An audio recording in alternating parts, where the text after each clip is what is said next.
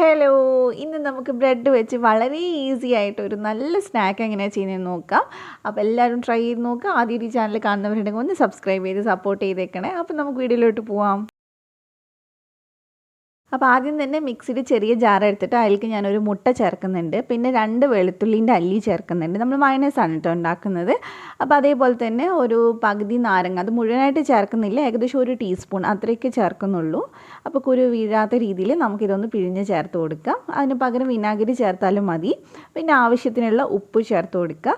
പിന്നെ നമ്മൾ കുറച്ചൊന്ന് സ്പൈസി ആക്കാൻ വേണ്ടിയിട്ട് ഒരു 1/4 ടീസ്പൂൺ മുളക് പൊടി ചേർത്തിട്ടുണ്ട്. എന്നിട്ട് ഇത് നന്നായിട്ട് നമുക്കൊന്ന് അടിച്ചെടുത്തിട്ട് വരാം. അപ്പം ഞാനിത് അടിച്ചെടുത്തിട്ടുണ്ട്. ഇനി ഇതിനകത്തോട്ട് നമുക്ക് കുറച്ചൊന്ന് ഓയിൽ ഒഴിച്ചു കൊടുക്കാം. ഓയിൽ അങ്ങനെ കറക്റ്റ് അളവ് പറയുന്നില്ല, കുറച്ചായിട്ട് ഒഴിച്ചു കൊടുക്കുക. പിന്നെ ഒത്തിരി നമ്മൾ ടൈറ്റ് ആക്കുന്നില്ല, അതുകൊണ്ട് തന്നെ കുറച്ച് ഓയിലിൽ തന്നെ നമുക്കിത് ചെയ്തെടുക്കാൻ പറ്റും. അപ്പോൾ ഞാനിത് അടിച്ചെടുത്തിട്ടുണ്ട്. ഒരുപാട് ടൈറ്റ് ആക്കിയിട്ടില്ല മയണൈസ്, കുറച്ച് ലൂസായിട്ടാണ് ഉണ്ടാക്കിയിട്ടുള്ളത്. അപ്പോൾ കണ്ടില്ലേ, ഈ ഒരു പരുവത്തിൽ ഉണ്ടാക്കിയാൽ മതി. എന്നിട്ട് ഇതിലേക്ക് കുറച്ച് മല്ലിയില കട്ട് ചെയ്ത് ചേർക്കുന്നുണ്ട്. നിങ്ങൾക്ക് കുറച്ചുകൂടി എരിവ് വേണമെങ്കിൽ ചില്ലി ഫ്ലേക്സ് ചേർത്ത് കൊടുക്കുക. അപ്പോൾ നന്നായിട്ട് നമ്മൾ മിക്സ് ചെയ്തെടുത്തിട്ടുണ്ട്.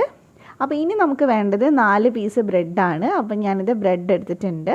അതിൻ്റെ സൈഡ് ഞാൻ ചെറുതായിട്ടൊന്ന് കട്ട് ചെയ്ത് കൊടുക്കുന്നുണ്ട്, കാരണം അതൊരു ഷേപ്പ് ഇല്ലാത്തതുകൊണ്ടാണ് കേട്ടോ, അല്ലെങ്കിൽ അങ്ങനെ കട്ട് ചെയ്യേണ്ട ആവശ്യമില്ല. ശരിക്കും ബ്രെഡിനെ 2 പീസായിട്ട് നീളത്തിൽ കട്ട് ചെയ്തെടുത്താൽ മതി. അപ്പോൾ ഇതിനൊന്ന് നീളത്തിലൊന്ന് കട്ട് ചെയ്തെടുക്കുന്നുണ്ട്.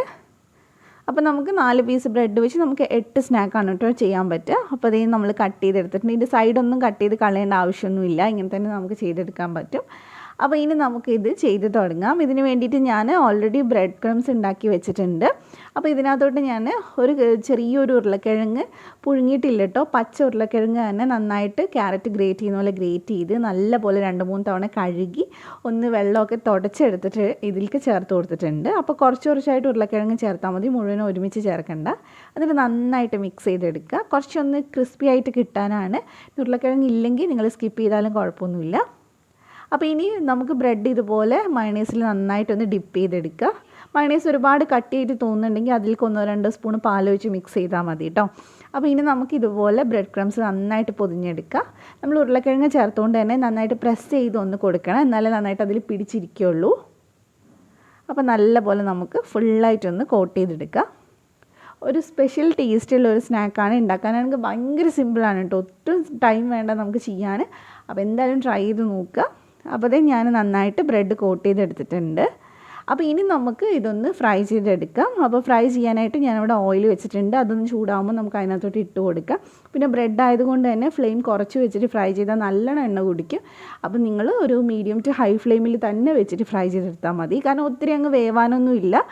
ബ്രെഡല്ലേ, ഒരുപാട് നേരമൊന്നും എടുക്കില്ല. പെട്ടെന്ന് ഫ്രൈ ചെയ്തെടുത്താൽ എണ്ണയൊന്നും കുടിക്കാതെ കിട്ടും. അപ്പോൾ നമുക്ക് 2 സൈഡും തിരിച്ചും മറച്ചു വിട്ടിട്ട് ഒന്ന് ഫ്രൈ ചെയ്തെടുക്കാം. ഒരുപാട് കളറൊന്നും ആവേണ്ട ആവശ്യമില്ല. ചെറുതായിട്ടൊന്ന് ബ്രൗൺ കളർ ആകുമ്പോൾ നമുക്കിതെടുത്ത് മാറ്റാം.